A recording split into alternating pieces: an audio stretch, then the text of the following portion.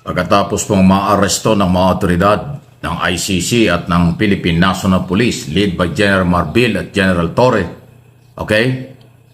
Si dating Pangulong Duterte ay nag-react agad itong si dating Senador Laila de Lima, na alam naman nating nakulong ito sa loob ng 7 taon sa ilalim ng Duterte administration matapos namang ma-dismiss ang kanyang kaso, lack of evidence, walang naging matibay na basihan, pinalaya siya. Ngayon, this time daw po, ito naman ang pagkakataon na ang lahat ng mga naging biktima ng karahasan sa kamay ni Duterte at ng kanyang administration ay panahon na talaga para daw mabigyan ng hustisya. Pakinggan niyo ang sinasabi ni dating Senador Laila de Lima.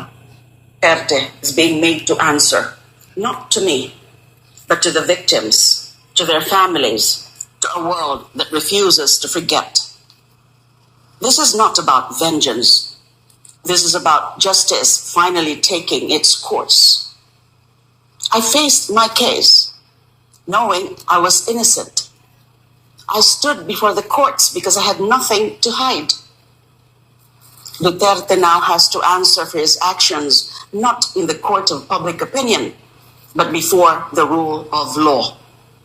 This is how justice should work. Those in power must be held to the same standards as everyone else. To those who have fought this long and difficult fight, your voices mattered, your courage mattered, and today, the pursuit of justice continues.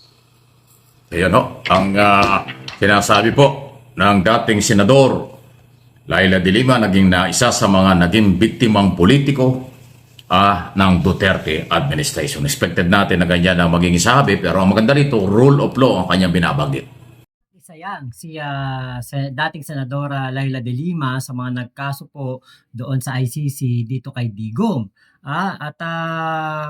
Atin pong nakita ang paghihirap ni Laila de Lima. Hinarap niya ang kanyang kaso ng buong tapang kahit na isa siyang babae. At hindi po niya ito tinakbuhan. Hindi katulad ng mga lalaki, ng mga kinasuhan, mga nagkakaso ng mga pro-Duterte pero nagtatago.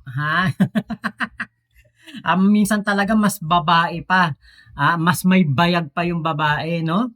Kaysa dito sa mga sinasabing mga lumalaban para sa bayan, mga matatapang, pero nagtatago kapag nakasuhan. Ayan, no? Eto, ngayon, kumbaga, napakaganda naman yung sinabi niya, no, ni Laila de Lima. Ang bait pa din no? Hindi naman daw ito pagigante, pero ito daw ay rule of law. So, swerte pa rin si Digong kasi may rule of law na pinatutupad para sa kanya, may due process. Diba? Swerte pa rin talaga ni Digong dahil po mabait ang ating presidente, mabait ang kanyang mga naagrabyado, hindi po naghahangad na siya ay yung mawala dito sa mundo o mas mahirapan, pero ito po rule of law ang pinatutupad at sinusunod lamang ang ating pakikipag-ugnayan sa Interpol. Mabuti na yun at ganun ang mga salita nila, diba? Kasi kung let's say vice versa, let's say baligtarin natin ang pagkakataon. Si PBBM kunwari ang huhuli ng Interpol, pinapahuli ng ICC, may arrest warrant, at si Digong ang presidente, baka ang mangyari po katakot-takot na kutya, pangungutya, at katakot-takot na pangalipusta, at baka buti nga, baka magaganon pa yung mga DDFs, di ba?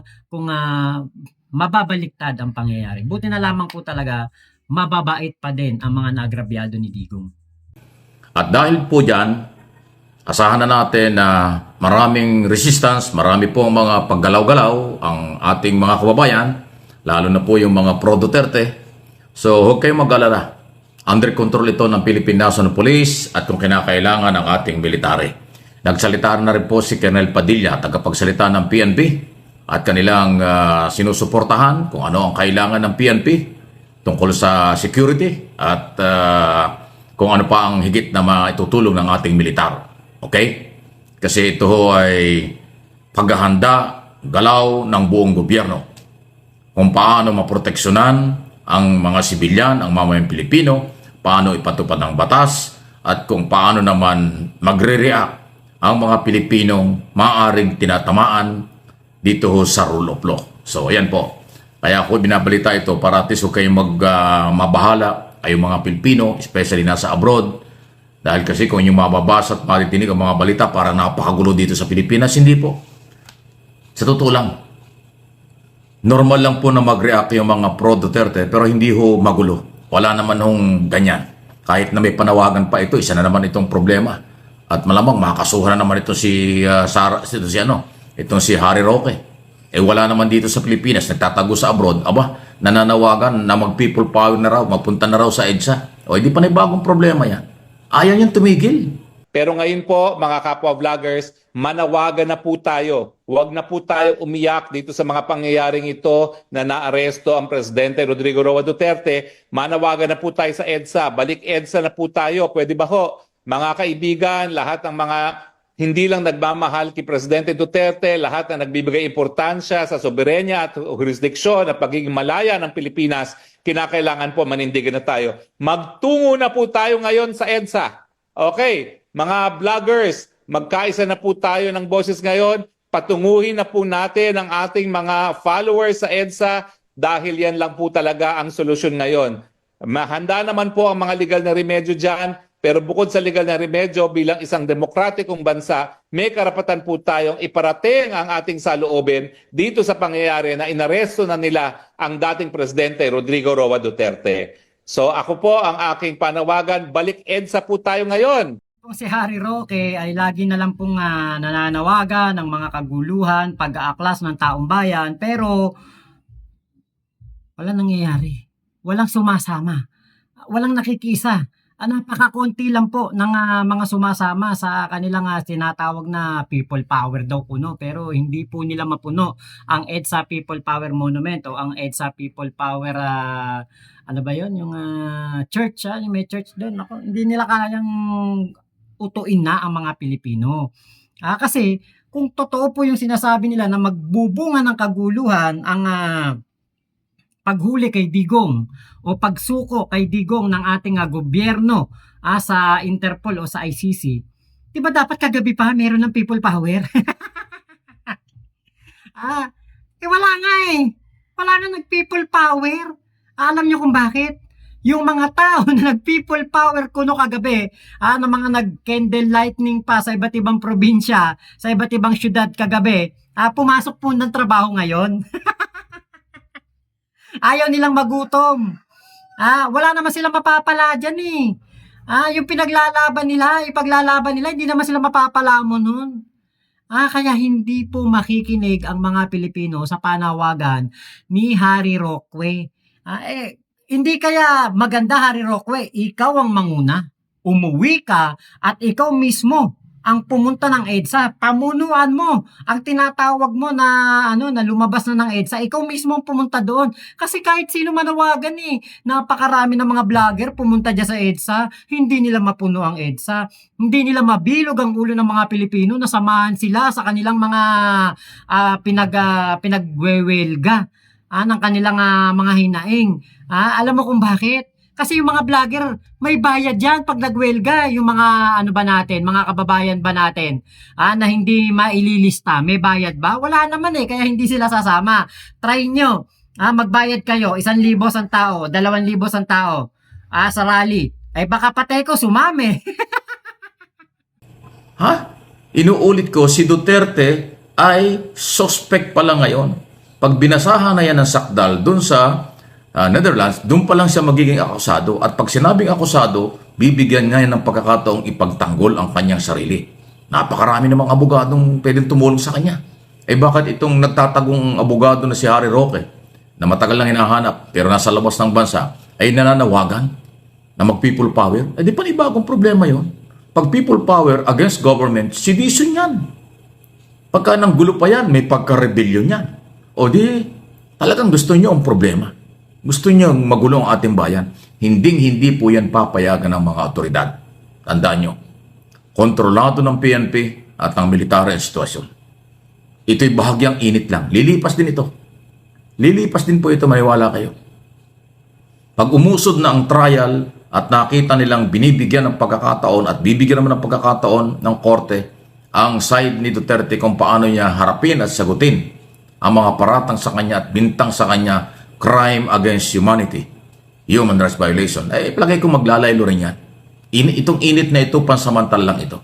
Dahil hindi nila akalain.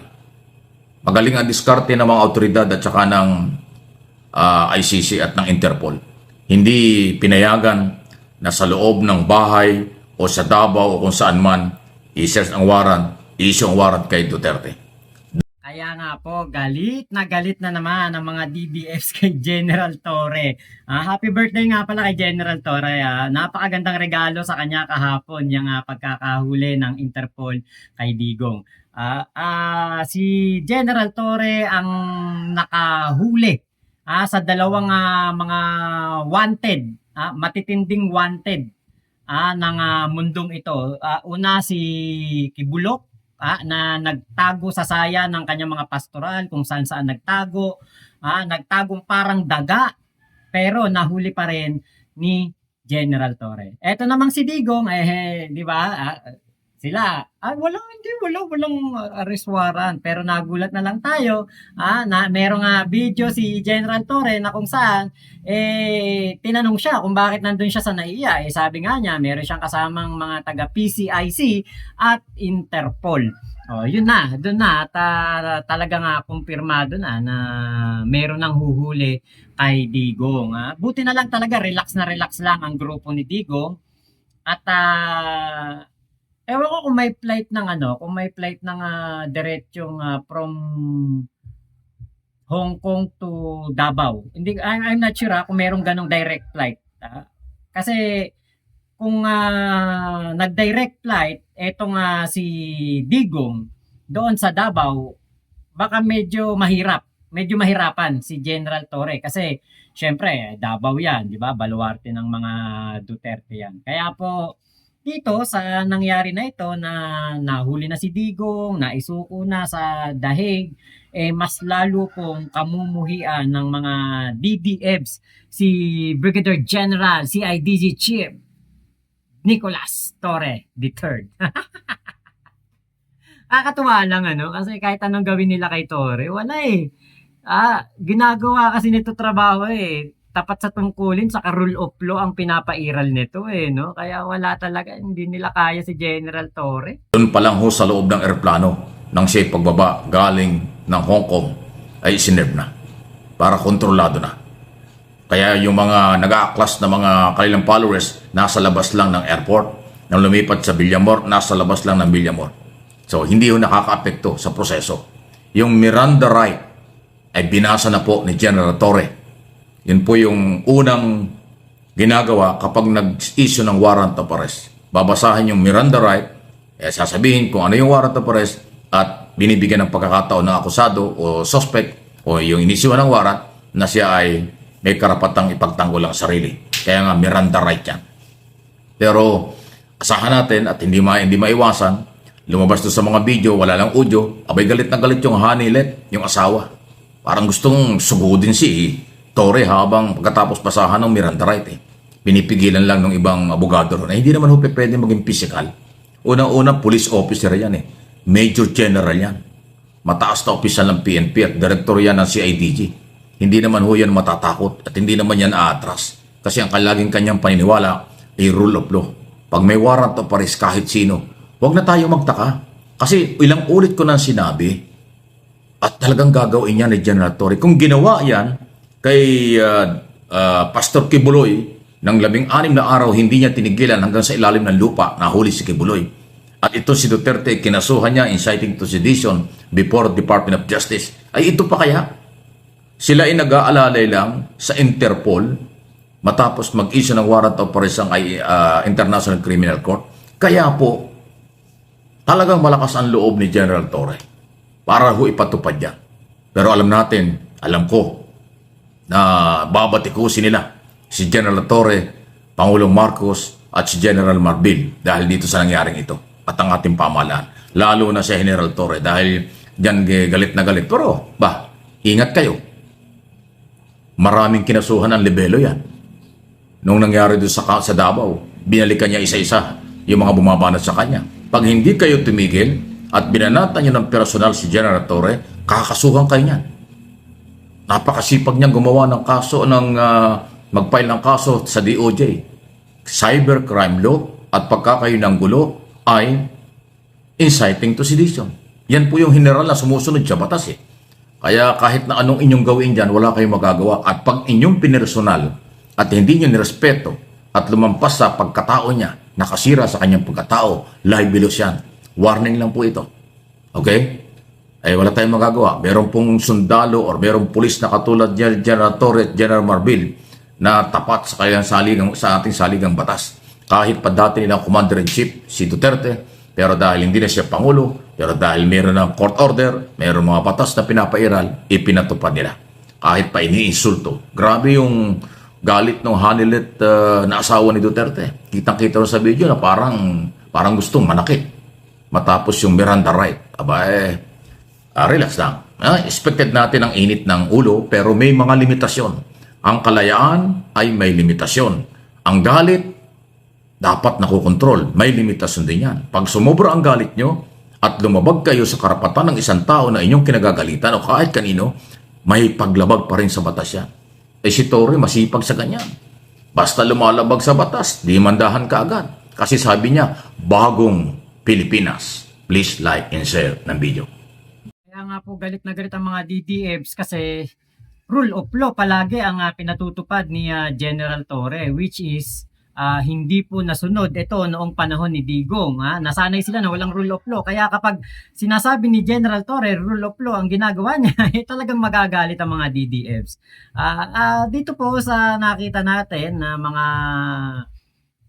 reaksyon ng mga DDFs, ng pamilya ni Digong, ng mga kaalyado ni Digong. Syempre natural lang yan na sila po ay mga maglabas ng kanilang mga sama ng loob. Kasi nga ang akala nila untouchable si Digong. Hindi mahuhuli, hindi mapoprosecute, at hindi ito mapagbabayad sa kanyang mga kasalanan. Ang akala nila ay matatakbuhan ni Digong ang lahat ng responsibilidad sa mga mga kaso na kanyang kinakaharap o mga nagawa niyang kasalanan na siya naging resulta ng pagkakaso sa kanya. Yun ang kumbaga marami talagang nadidisgrasya sa maling akala. 'Di ba? Hindi na po ito kahit na ano pang usapin ng kung ikaw ay Pilipino o hindi ka Pilipino, kung ikay pro Duterte, kung ikay pro BBM, kung ikay ano ba tawag dito? Ano man yung kulay ng iyong politika, hindi na ito yun eh. Kumbaga ito na yung kumbaga katibayan na ang lahat ng kapangyarihan, lahat ng kumbaga mga bagay na ginagawa natin dito sa mundo, pero talagang kapalit, 'di ba? Kahit nga si Superman namatay sa pelikula, 'di ba? Si Digong pa kaya, 'di ba, na kahit na ano pang lakas ng kanyang naranasan na kapangyarihan, narating niya na pinakarurok ng kanyang political career ang maging presidente, 'di ba? Meron siyang mga desisyon sa kanyang mga pamamahala na naging hindi maganda ang resulta. Sabi ni Digong, meron daw mga tao na hindi nasiyahan sa kanyang mga naging desisyon noon o sa kanyang mga ginawang kumbaga paglaban noon sa mga kriminalidad, sa droga, sa korupsyon. Pero 'di ba, at the end of the day, kahit na ano pang buti ang nagawa ni Digong, meron pa rin siyang nagawang mali. Yun kasi ang dapat nating tignan. Hindi porke tinaas ang sahod ng mga kapulisan, hindi nahuhulihin dapat ng mga pulis. May utang na loob dapat ang mga pulis. Hindi porke ginawa niya yung WOD na para sa atin din naman, para din naman daw sa mga Pilipino, hindi na natin siya pagbabayarin sa mga nadamay o mga kababayan natin na maaring baka nga mayroong ginagawang hindi maganda, maaring ito nga ay mga gumagamit ng mga illegal na pulburon, pero di ba, due process ang sundin. Di ba, hindi pwedeng walang due process. Di ba? Yan po yung dapat na maintindihan ng ating mga kababayan na marami ka man nagawang mabuti, pero kung meron kang ginawang mali, hindi pasaporte ang mga nagawa mong kabutihan para hindi ka pagbayarin sa mga nagawa mong kasalanan. Lalo na kung ikay lumabag sa batas, kailangan mo pa rin pagbayaran yan. Kahit na ikay naging presidente na, kahit na marami kang natulungan, kahit na marami kang nagawa, diba, kung meron kang nilabag na batas, kailangan mo itong pagbayaran. Diba? Yun ang pinaka natutunan natin dito sa nangyari kay Digong. Kahit na ano pang taas ng level mo sa buhay, kahit na ano pa ang iyong katayuan, kahit na gaano ka pa kayaman, kapag ikaw ay may ginawang mali, mali ka talaga at kailangan mo itong pagbayaran. Lalong-lalo na sa ngayon ng ating Pangulong Bongbong Marcos na napakapatas po ang kanyang pamumuno at talaga namang itong ating Pangulong Bongbong Marcos ay kumbaga rule of law ang sinusunod at due process po. Kaya makakaasa tayo na 'di ba? Patas ang ginawa ng ating gobyerno sa pag-handle dito sa kaso ni Digong. Walang illegal dito, walang kahit ano man lang na kumbaga mali dito. Lahat po ay dumaan sa due process. So, salamat po sa pagsama nyo dito sa aking vlog na ito. Ingat po kayo. Nasa mang panig kayo ng mundo, so wag nyo pong paniniwala ng mga fake news. Din lang kayo manood kay Sir Mike Abe. At sa mga kasama nating vlogger na hindi po nagpe-fake news, ingat po kayo. Mama chup chup, love you. God bless us all, Pilipinas. God first. Salamat po.